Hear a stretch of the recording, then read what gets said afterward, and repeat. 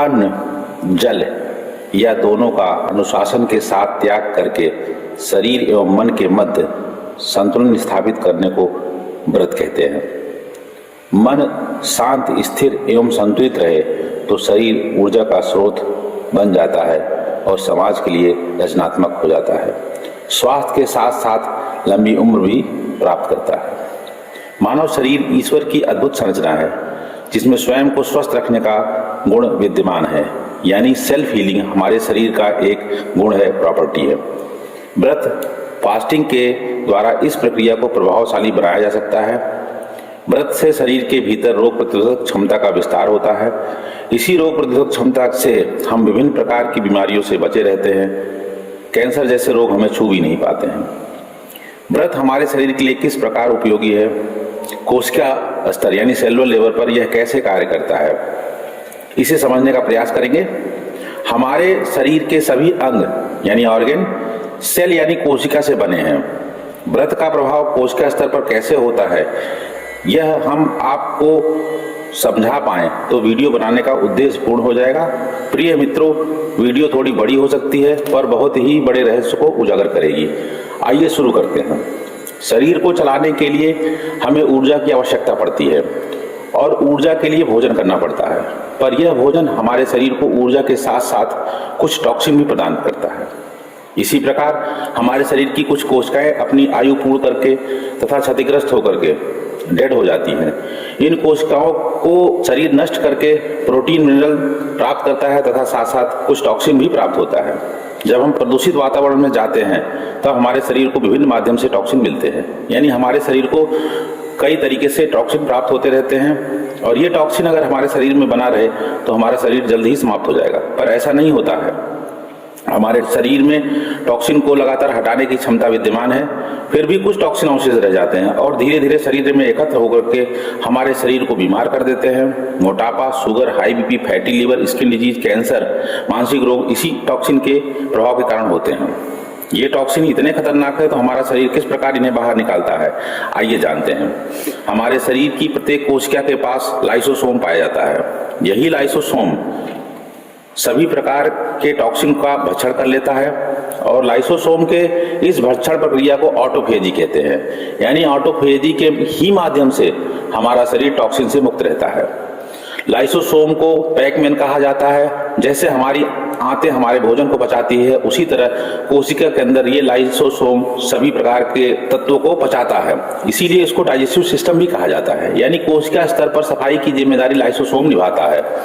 और जब विभाजन के समय यानी नई कोशिका जब बनती है, सेल डिवीजन होता है, लाइसोसोम के पाचन से प्राप्त प्रोटीन, मिनरल का प्रयोग करके नई कोशिका निर्माण में वो तत्व इस्तेमाल में आ जाते हैं और पुरानी कोशिका के मरम्मत में लाइसोसोम इन तत्वों का भी इस्तेमाल करता है। कमाल की बात है, लाइसोसोम ऑटोफेजी के द्वारा टॉक्सिन को खा जाता है, नष्ट कर देता है, शरीर के लिए आवश्यक प्रोटीन, मिनरल उपलब्ध कराता है, यानी रिसाइकलिंग भी करता है और नई कोशिका के निर्माण में भी लाइसोसोम कार्य करता है, यानी रीजनरेशन भी करता है। तो लाइसोसोम के हमारे 3 काम हुए, रिमूवल, रिसाइकलिंग और रीजनरेशन। ईश्वर की इस अद्भुत व्यवस्था को देखिए कि शरीर की रक्षा के लिए कितना बड़ा इंतजाम है और लगातार जारी भी है। लाइसोसोम की ऑटोफेजी के इस गुण को जापानी वैज्ञानिक योशिनोरी ओसुमी द्वारा पता लगाया गया था, जिसके लिए इन्हें 2015 में नोबेल पुरस्कार से सम्मानित किया गया।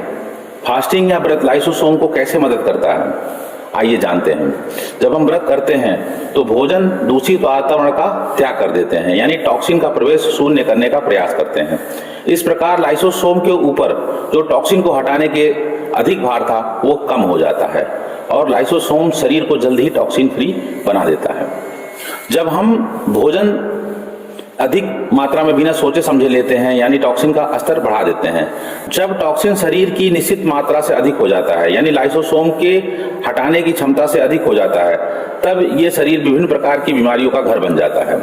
खांसी, कब्ज, गैस, अफारा, थकान, मोटापा, diabetes, high BP, high cholesterol, fatty liver, मानसिक रोग, त्वचा रोग जैसे लक्षण इस अतिरिक्त टॉक्सिन के कारण ही दिखाई पड़ते हैं।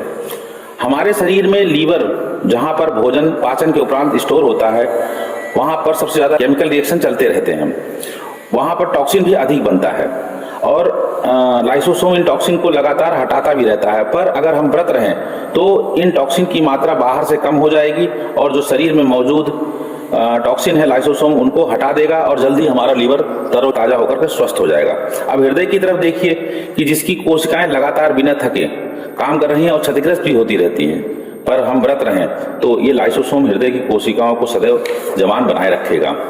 मस्तिष्क की कोशिकाएं भी लगातार कार्य कर रही हैं, जिससे उनमें कुछ टूट फूट होती रहती है। यदि हम व्रत रहते हैं तो लाइसोसोम उनको जल्दी स्वस्थ कर देगा और कभी भी किसी को मानसिक रोग नहीं होगा और मनुष्य सदैव रचनात्मक बना रहेगा।